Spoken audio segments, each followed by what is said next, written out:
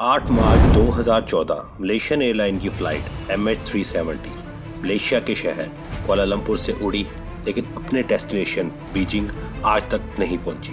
और आज तक किसी को नहीं पता कि एक इतना बड़ा जहाज 227 पैसेंजर्स और 12 क्रू मेंबर्स के साथ कहां गायब हो गया। लेकिन फ्लाइट MH370 के गायब होने के 8 साल बाद 2022 में कुछ ऐसे सबूत मिले जिसने दुनिया को और इन्वेस्टिगेशन टीम्स को हिला कर रख दिया।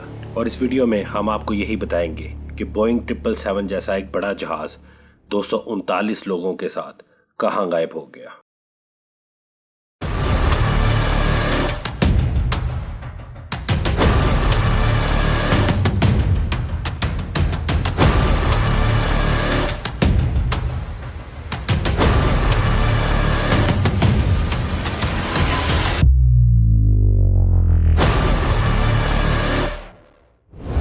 ये डेट थी 8 मार्च 2014। मलेशियन एयरलाइन की फ्लाइट MH370 को मलेशिया के कैपिटल कुआलालंपुर से उड़ना था और चाइना के कैपिटल बीजिंग में लैंड होना था। इस फ्लाइट पर टोटल 239 इंसानी जानें सवार थी, जिसमें 2 पायलट, 10 क्रू मेंबर्स और 227 रेगुलर पैसेंजर शामिल थे। इसमें ज्यादातर लोग चाइना से ही थे। इसको उड़ाने वाले दोनों ही पायलट काफी ज्यादा एक्सपीरियंस थे। एक थे कैप्टन जहारी अहमद शाह, जिनकी एज थी 53 इयर्स और उनका 33 साल का फ्लाइट एक्सपीरियंस था, और दूसरे को पायलट फारूक अब्दुल हमीद 27 साल के थे और उन्हें 7 साल का फ्लाइट एक्सपीरियंस था। ये एयरक्राफ्ट 11 साल पुराना बोइंग 777 था, जो जाहिर बात है अपनी एक्सपायरी डेट से बहुत कम पुराना था।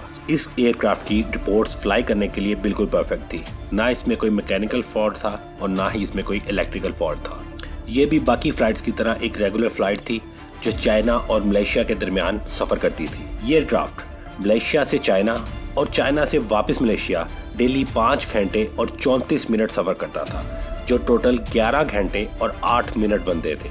यानी कि ये डेली 11 घंटे और 8 मिनट का आने और जाने का सफर कर रहा था। लेकिन आज का दिन इस फ्लाइट के लिए कोई नॉर्मल दिन नहीं था, बल्कि बहुत ज्यादा अब नॉर्मल होने वाला था।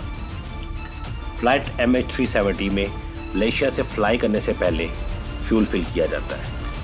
फ्लाइट को मलेशिया से चाइना जाने में 5 घंटे और 34 मिनट लगते थे, लेकिन इसमें प्रोटोकॉल के मुताबिक एक्स्ट्रा फ्यूल फिल किया जाता है, जो इसको 7 घंटे और 41 मिनट तक उड़ाने के लिए काफ़ी था। ऐसा इसलिए किया जाता है कि अगर कभी मौसमी ख़राबी हो जाए और फ्लाइट को डाइवर्ट करना पड़े या किसी और शहर लैंड करवाना पड़े, तो उसमें एक्स्ट्रा फ्यूल हो ताकि वो करीबी शहर तक का सफ़र कर पाए। तो दिन था 8 मार्च 2014 और टाइम है रात के 12:42 का। फ्लाइट MH370 कुआलालंपुर से उड़ती है। फर्स्ट पायलट जहारी फ्लाई करने से पहले और फ्लाई करने के बाद दोनों time Kuala Lumpur air traffic control tower के साथ राब्ते में थे। टेक ऑफ करते ही एयरक्राफ्ट को रूटीन के मुताबिक साउथ चाइना की तरफ डायरेक्ट कर दिया जाता है और उड़ने के ठीक 20 मिनट बाद 1:19 पर एयरक्राफ्ट में मौजूद ट्रांसपॉन्डर अपनी current location Kuala Lumpur air traffic control tower को भेजता है। ये हर एयरक्राफ्ट का ऑटोमेटिक फंक्शन होता है, जो इसमें मौजूद ट्रांसपॉन्डर थोड़े थोड़े टाइम के बाद अपने जो भी करीबी शहर होता है उसके एयर ट्रैफिक कंट्रोल टावर को अपनी करंट लोकेशन भेजता रहता है। अभी तक सब कुछ रूटीन के मुताबिक ठीक जा रहा था। इसके ठीक 10 मिनट बाद 1:19 पर फ्लाइट MH370 मलेशिया के एयर स्पेस से निकलकर वियतनामी एयर स्पेस में एंटर हो जाती है।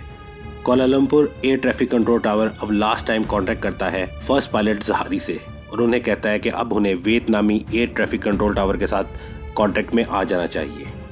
और हर एयरक्राफ्ट फ्लाई करते वक्त इसी मॉडल को फॉलो करता है। जो भी करीबी शहर का एयर ट्रैफिक कंट्रोल टावर होता है उसके साथ कांटेक्ट करता जाता है और आगे से आगे फ्लाई करता जाता है। अभी तक 37 मिनट गुजर चुके हैं और सब कुछ रूटीन के मुताबिक नॉर्मल चल रहा है। और इस लास्ट कांटेक्ट के सिर्फ 3 मिनट बाद 1:21 AM पर flight MH370 Kuala Lumpur air traffic control tower के रडार से गायब हो जाती है। लेकिन ये कोई परेशानी की बात नहीं थी, क्योंकि Kuala Lumpur air traffic control tower को ये लगा कि MH370 वियतनाम एयर स्पेस में एंटर हो गई है, इसलिए उनके रडार से गायब होकर वियतनामी रडार पे शो हो रही होगी।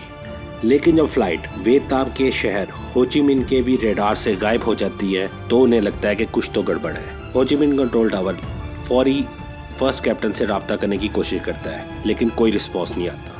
18 मिनट तक लगातार राब्ता करने की कोशिश की जाती है, लेकिन पायलट की तरफ से कोई रिस्पॉन्स नहीं आता और हो ची मिन टावर समझ जाता है कि कुछ ना कुछ सीरियस हो चुका है और वो कांटेक्ट करते हैं Kuala Lumpur air traffic control tower से और उन्हें सारी की सारी सिचुएशन बताते हैं। ज़्यादातर ऐसी इमरजेंसी सिचुएशन में इमरजेंसी टीम को 1 घंटे के अंदर अंदर बता दिया जाता है, लेकिन इस बार Kuala Lumpur air traffic control tower ने 4 घंटे बाद इमरजेंसी टीम को बताया और अब तक बहुत देर हो चुकी थी। ये टाइम था सुबह के 6:15 का। ये वही टाइम था जब फ्लाइट MH370 को बीजिंग के एयरपोर्ट पे लैंड होना था। मलेशिया से बीजिंग एयरपोर्ट पे रब्ता किया जाता है और उनसे पूछा जाता है कि फ़्लाइट यहाँ लैंड हुई है या नहीं, लेकिन वहाँ से भी कोई रिस्पॉन्स नहीं आता और एग्जैक्ट 6:32 सुबह के वक्त रेस्क्यू टीम्स अपने काम पे लग जाती हैं। 34 शिप्स और 28 एयरक्राफ्ट जो कि 7 डिफरेंट कंट्री से होते हैं वो रेस्क्यू मिशन स्टार्ट कर देते हैं और फ्लाइट MH370 को ढूंढना शुरू कर दिया जाता है। कई घंटों की मेहनत के बाद भी फ्लाइट MH370 का कोई सुराग नहीं मिलता। अभी तक पूरी दुनिया को ये न्यूज़ मिल चुकी थी। टीवी, सोशल मीडिया और सब की सब न्यूज़ वेबसाइट्स के ऊपर यही न्यूज़ चल रही थी। बहुत सी कंट्री से बहुत सी टीम्स इस सर्च ऑपरेशन का हिस्सा बनती हैं, लेकिन इतने बड़े एयरक्राफ्ट के अचानक गायब हो जाने की कोई वजह किसी को समझ नहीं आती, क्योंकि बोइंग 777 जैसा एक बड़ा जहाज अगर समुंदर में भी गिरा हो तो उसके कोई ना कोई पार्ट्स तो मिलने चाहिए थे। रेस्क्यू ऑपरेशन अगले 4 दिन तक लगातार चलता रहता है, लेकिन MH370 का कोई सुराग नहीं मिलता और 4 दिन पूरे हो जाने के बाद इन्वेस्टिगेशन टीम्स को एक ऐसा सुराग मिला जिसने उन्हें हैरान करके रख दिया। जब 18 मार्च को सुबह 1:21 पर फ्लाइट MH370 सिविलियन रेडार से गायब हुई, उसके 1 घंटे बाद तक मलेशिया के मिलिट्री रेडार पर यह शो होती रही और उस मिलिट्री रेडार से क्या पता चलता है कि फ्लाइट MH370 जब सिविल रेडार से गायब हुई थी उसके कुछ ही मिनट बाद एयरक्राफ्ट राइट साइड को मूव करता है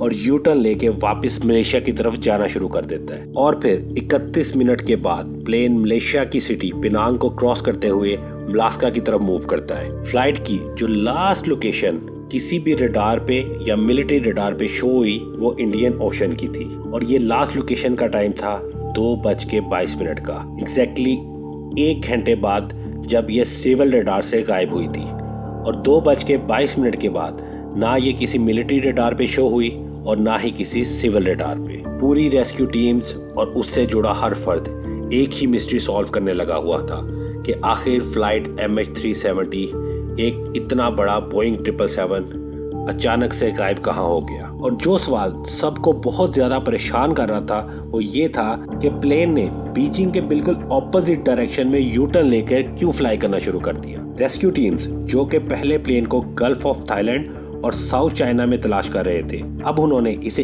इंडियन ओशन में खोजना शुरू कर दिया था, लेकिन इंडियन ओशन में भी फ्लाइट MH370 का कोई निशान नहीं मिला। और फिर कुछ दिनों बाद एयरक्राफ्ट के गायब होने के बारे में एक और सबूत मिला और इसने पूरी की पूरी सिचुएशन को ही बदल के रख दिया। फ्लाइट MH370 1:21 पर सिविल रडार से और 2:22 पे मिलिट्री रडार से गायब हुई, लेकिन यहाँ दोनों जगह से गायब होने के बाद भी फ्लाइट MH370 एक सैटेलाइट के साथ लगातार कांटेक्ट में थी। सुबह 8:19 पर प्लेन ने लास्ट टाइम उस सैटेलाइट के साथ कांटेक्ट करने की कोशिश की। उसके बाद ना ये दोबारा किसी रडार पे आया और ना ही किसी सैटेलाइट के साथ इसका कांटेक्ट हो सका। ये वही टाइम था जब रेस्क्यू टीम्स इसको समुंदर में तलाश कर रही थी, जबकि प्लेन सैटेलाइट की रिपोर्ट के मुताबिक उस टाइम फ्लाई कर रहा था और सैटेलाइट रिपोर्ट्स के मुताबिक प्लेन की लोकेशन भी बहुत क्लियर थी। एक्सपर्ट्स के मुताबिक और इन्वेस्टिगेशन टीम्स के मुताबिक ये ख्याल किया जा रहा है कि इंडियन ओशन में जिस पॉइंट पर कनेक्शन लॉस्ट हुआ वो ऑस्ट्रेलिया से 2000 किलोमीटर वेस्ट में था। कुआलालंपुर से टेक ऑफ होने के बाद इस लोकेशन पर पहुंचने में ऑलमोस्ट 8 घंटे लगे और प्लेन में इतना ही फ्यूल था, इसलिए प्लेन वहां ही क्रैश हो गया होगा। और फिर इन्वेस्टिगेशन टीम्स ने जहां पे प्लेन की लास्ट लोकेशन डिटेक्ट हुई थी, प्लेन को वहां पे ढूंढना शुरू कर दिया, क्योंकि प्लेन का ब्लैक बॉक्स मिलना बहुत लाजमी था। और ये सर्च ऑपरेशन ना सिर्फ कुछ महीने बल्कि बहुत सालों तक चलता रहा और इसमें $160 मिलियन तक खर्च हुए, लेकिन उस प्लेन का कोई सुराग ना मिल सका। लेकिन 2015 में प्लेन का एक फ्लैपरॉन रीयूनियन आइलैंड पर मिला। ये वही पार्ट है जो लैंडिंग के टाइम यूज़ किया जाता है, लेकिन इसका लैंडिंग के लिए उस टाइम कोई यूज़ नहीं किया गया। प्लेन के बहुत से पार्ट्स अगले कुछ सालों तक डिफरेंट जगहों से मिलते रहे, लेकिन पैसेंजर्स, प्लेन और ब्लैक बॉक्स की एग्जैक्ट लोकेशन का कुछ ना पता चल सका। कुछ इन्वेस्टिगेटर्स का ख्याल है कि प्लेन हाईजैक हुआ होगा और कुछ का ख्याल है कि किसी इलेक्ट्रिकल फेलियर की वजह से प्लेन में सब बेहोश हो गए होंगे और दोबारा किसी से कांटेक्ट नहीं कर सके। लेकिन एक्चुअल सिचुएशन क्या थी ये आज तक किसी को नहीं पता और इसका राज उस ब्लैक बॉक्स में बंद है जो इंडियन ओशन में कहीं गुम है। एक एरोस्पेस इंजीनियर रिचर्ड गॉफरे, उन्होंने ये क्लेम किया है कि उन्होंने प्लेन के वीक सिग्नल का एनालिसिस करते हुए प्लेन की एग्जैक्ट लोकेशन का पता लगा लिया है और ये इंडियन ओशन की वही जगह बताई जा रही है जहां से प्लेन ने लास्ट टाइम उस सैटेलाइट से कांटेक्ट किया था। रिचर्ड का ख्याल है कि जो प्लेन के रिमेन्स हैं ये समुंदर में 4000 मीटर डीप मौजूद है। ये उतनी ही गहराई है जिस गहराई पर टाइटैनिक मौजूद है। तो ये थी कहानी फ्लाइट MH370 की, जो मलेशिया के शहर कोलालमपुर से उड़ा और अपनी डेस्टिनेशन बीजिंग आज तक लैंड ना हो सका। आपका क्या ख्याल है कि ये प्लेन कहाँ गायब हो गया? क्या फ्लाइट MH370 के साथ कोई एक्सीडेंट हुआ या जो असल रिपोर्ट्स हैं उनको छुपा लिया गया है? हमें कमेंट्स में ज़रूर बताइएगा और मज़ीद इस तरह की वीडियोस देखने के लिए इस चैनल को सब्सक्राइब कर लें। वीडियो पसंद आई है तो इसको शेयर करें, लाइक करें। अभी मैं मिलूँगा आपसे एक नई वीडियो में। Thank you for watching.